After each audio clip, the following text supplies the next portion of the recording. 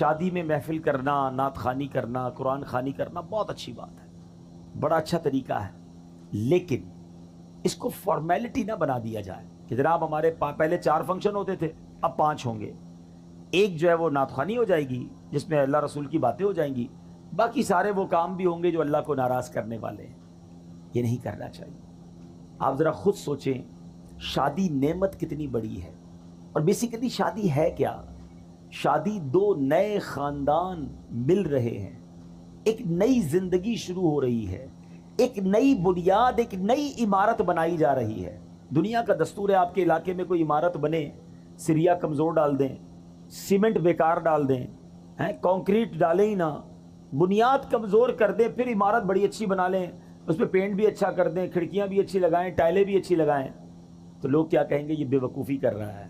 پہلے بنیاد مضبوط کرتا، پھر اوپر خرچہ کرتا، اور تھوڑے عرصے بعد وہ عمارت دھڑام سے گر جاتی ہے۔ ہم نے کئی شادیوں کے بعد گھر برباد ہوتے دیکھے ہیں، ہم نے کئی بچیوں کو واپس گھر آتے دیکھا ہے، ہم نے روزانہ لڑائی جھگڑے ہوتے گھروں میں دیکھے۔ لوگ آ کر بتاتے ہیں کہ بڑی دھوم دھام سے کروڑوں لاکھوں روپے خرچ کر کے شادی کی، مگر آج بچے اپنے گھر میں خوش نہیں ہیں، اولاد نہیں ہو رہی ہے، بڑی بڑی نا اتفاقی ہے۔ اپنے دل پر ہاتھ رکھیے، میں آپ سب سے پوچھتا ہوں، افسوس یہ ہے، اتنی بڑی نعمت، اتنی بڑی خوشی، اس خوشی کا اندازہ اس سے پوچھئے کہ جس ماں باپ کے گھر میں بچیاں بیٹھی ہیں اور شادی نہیں ہو رہی ہے، جوان بیٹے ہیں مگر رشتے نہیں مل رہے، جیسے چاہیے ویسا رشتہ نہیں ہو رہا۔ یہ کتنی بڑی نعمت ہے، ان ماں باپ سے پوچھو، ان لڑکوں، ان بچوں اور بچیوں سے پوچھیں جو تمنا لیے بیٹھے شادی ہو مگر نہیں ہو رہی ہے۔ اس کا مطلب کیا ہوا کہ جس کی شادی ہو رہی ہے وہ بہت بڑا خوش نصیب ہے، جس گھر میں یہ شادی ہو رہی ہے وہ بڑے خوش نصیب ہے کہ اللہ نے اتنی بڑی نعمت دی۔ مگر عجب کہانی یہ ہے کہ وہ گھر جس میں سارا سال ڈانس نہیں ہوا تھا، جس میں پوری زندگی میں کبھی ناچ گانے، ڈھول تماشے، جوئے، بے حیائی کے کام نہیں ہوتے تھے، سارے گھر والے نمازی بھی ہوتے تھے، مگر ان کے گھر میں بھی وہ ہو رہا ہے کہ سر شرم سے جھک جاتا، اور ان کو بندہ کہے کہ حضرت یہ کیا ہو رہا ہے، یہ آپ اپنے گھر میں کیا کر رہے ہیں؟ جواب یہ ملتا ہے، کیا کریں، بچوں کی خوشی کے لیے کرنا پڑتا ہے۔ مجھے بتائیے نا، بچوں کی خوشی کے لیے کیا اللہ کو ناراض کیا جاتا ہے؟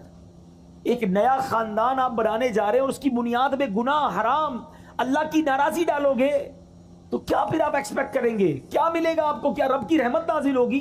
کیا گھر میں خوشیاں آئیں گی؟ اصل میں ہم پتہ ہے غلطی کیا کر رہے ہیں؟ ہم چند رشتہ دار، چند دوستوں کو راضی کرنے کے لیے اپنا مستقبل برباد کر رہے ہوتے ہیں کہ یار یہ کیا کہیں گے، یہ رسم بھی نہیں کی، یہ والا فنکشن بھی نہیں کیا، اتنے پیسے والے لوگ ہیں پھر بھی یہ کام نہیں کیا۔ نہیں میرے بیچ اسلامی بھائیوں، پیسہ اللہ نے اس لیے نہیں دیا کہ اسی پیسے سے اللہ کو ناراض کیا جائے۔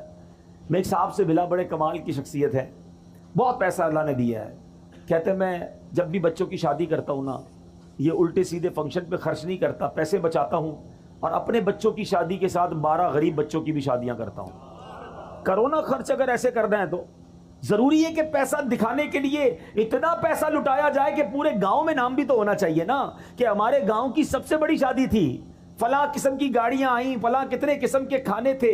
ٹھیک ہے، ہر کام ناجائز نہیں ہوتا، لیکن مجھے بتائیے کتنے ناجائز کام کرتے ہیں؟ نہ کریں ایسا۔ میں تمام نوجوانوں کو یہ درس دیتا ہوں، آپ اسٹینڈ لیا کرو۔